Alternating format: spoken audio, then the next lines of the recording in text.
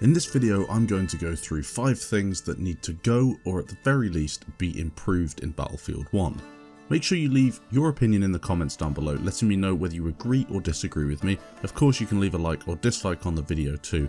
Some of these will be fairly debatable, but in my opinion, I have given them some thought, and I was going to make this video a couple of weeks ago, but I sat back and thought about them just a little bit more, got some gameplay to kind of back up my opinions. So I really feel as though these things need to be changed in Battlefield 1 and probably removed before the next game comes out. Starting off, I'm going to go with Behemoths. It is well known that I hate Behemoths and think their introduction to Battlefield was a big mistake by DICE. The main reason they are here, in my opinion, is that they create epic only in Battlefield moments that provide trailer and montage footage. I find it rather ironic that DICE would introduce a Behemoth to balance the game, whilst not even bothering to add a server balancer. In my opinion, they are a complete waste of time. On some maps, such as Argonne Forest, I can see why you'd have them. The train passes through the centre of the map and caps certain flags. But for me, other Behemoths, especially the big dreadnoughts that you get on Empire's Edge and Foul Fortress, they don't really do anything. They just sit there and maybe take 6 of your players off the map and then just spam the enemies. From the very start of this game, I knew that Behemoths were not going to be very much fun.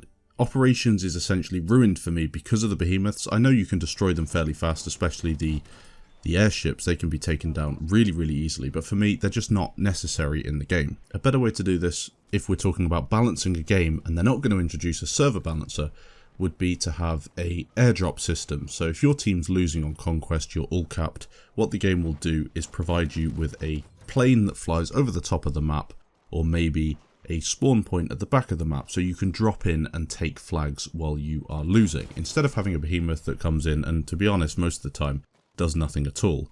It relies on players that are effective in order to make it work, which is completely ridiculous because any random person can take it. You often get an idiot driving the thing and they never take it out of base. Next up, we have the melee system. Now, the melee system in Battlefield 1 is far better than it was in BF4 and BF3. They've definitely improved the animations and it's a lot less buggy. The problem I've got with it though is the fact that it is very simple and easy to use, incredibly casual if you like. All you do is you run up to somebody and spam F. You will grab them and knife them in the face, in the back, it doesn't really matter and there's no way of countering it. A way to improve this, or a better way to implement it, would be having the player have to switch to their melee weapon and then click melee instead of spamming F. So you'd have to choose it as you would your secondary weapon. You have to pick your melee weapon and then attack the enemy. This removes panic spamming and it removes the really annoying problem you get when you push an enemy and you're shooting them in the face but they've spammed F so they get a free kill on you. Not really very fair in my opinion. I think that you should have to switch to your melee weapon before you can attack somebody with it. This, combined with the improvements they've already made in Battlefield 1, could make a really effective and fun melee system that wouldn't be very frustrating to use and definitely wouldn't be frustrating to get killed by. In addition to this, we've got the Bayonet. This, in my opinion, should just disappear from the game altogether, but I know people like it, so we have to make a compromise, I suppose. So that means you've got to keep the Bayonet in, but make it a little more anti-casual. By this, I mean something similar to what I just suggested with the melee system. You should have to switch to your Bayonet before you use it, not just have it as a get-out-of-jail-free card. You're about to die, you just switch to your Bayonet and charge at somebody, or you just charge around a corner in an attempt to get a free kill. I think you should at least be able to counter the Bayonet. It would be quite cool if DICE also added an extra little thing you had to do before using the Bayonet, almost like the charging the defibs thing you had to do in BF4, so you couldn't just get a 100 revive straight up. You had to think about it before you did it. Maybe you have to charge the Bayonet before you can use it, or something similar like that. Next up, we've got grenades. Yes, DICE has improved grenade spam, but I stress it's only an improvement. It would have been pretty hard not to improve it from what it was at the very start. It was incredibly bad at the start of Battlefield 1, it put a lot of people off the game completely. I feel as if certain maps and game modes need clear restrictions that prevent assault players from taking 2 anti-tank grenades on infantry only maps, and front lines could also be limited to frag grenades and smoke grenades only. This would improve gameplay and really push players to not rely on their grenades and constantly reduce the spam in the process. Now, I know it has been improved a lot and the grenade spam is far better than it used to be. If DICE were to change the way that grenades supplied, so maybe you don't get any new grenades once you've spawned in, that's it, you get your 1 grenade, you use it up, that's your problem.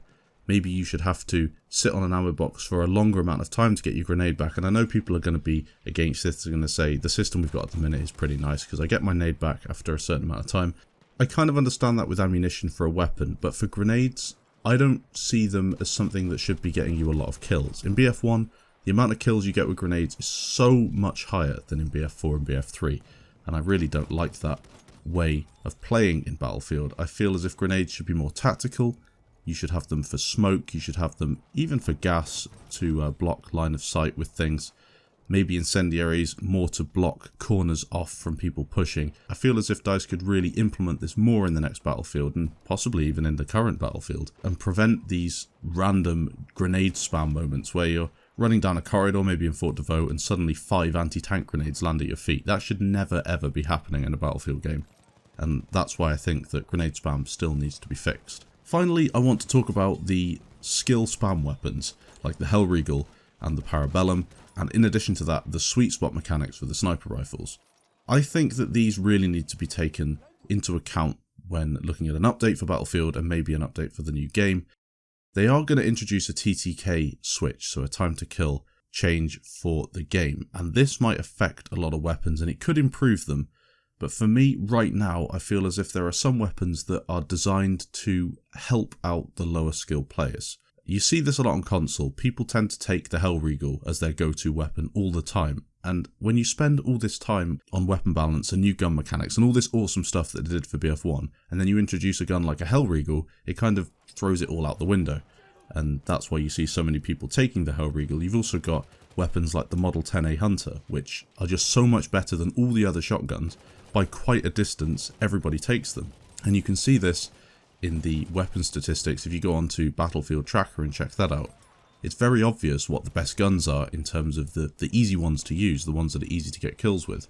I feel as if maybe they should tone it down a little bit, so you're almost forced to take some of the weapons that are slightly harder to use, and that way it's going to be a lot more fun for most players. You're not going to get these idiots running around hip-firing Hellriegels just picking up kill after kill because the game allows them to.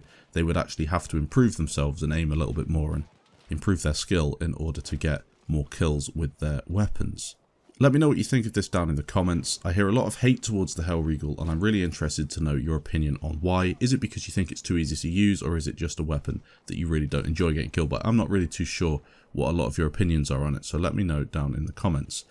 As for the sweet spot mechanics, I don't like this in BF1 at all. I feel as if sniping is far too easy if you're guaranteed a kill at a certain range as long as you shoot somebody in the chest. Chest shots are incredibly easy to hit, especially with the bullet velocity being as high as it is. I feel as if going back to Battlefield 4 or even Battlefield Hardline, sniper mechanics would be better. The emphasis should be put on getting a headshot with the sniper. Headshot should be a kill, chest shot should be a 90 hit or something like that.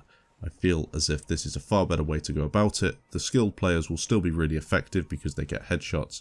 The low skill players won't be as effective because they're going to have to aim and try a little bit harder, and they're not going to get these free kills, as I like to call them, just because they've shot someone in the chest. So let me know what you think of these 5 things that need to go, or at the very least be improved in Battlefield 1. Add some more in the comments if you want to. Thanks for watching guys, and I'll catch you in the next video.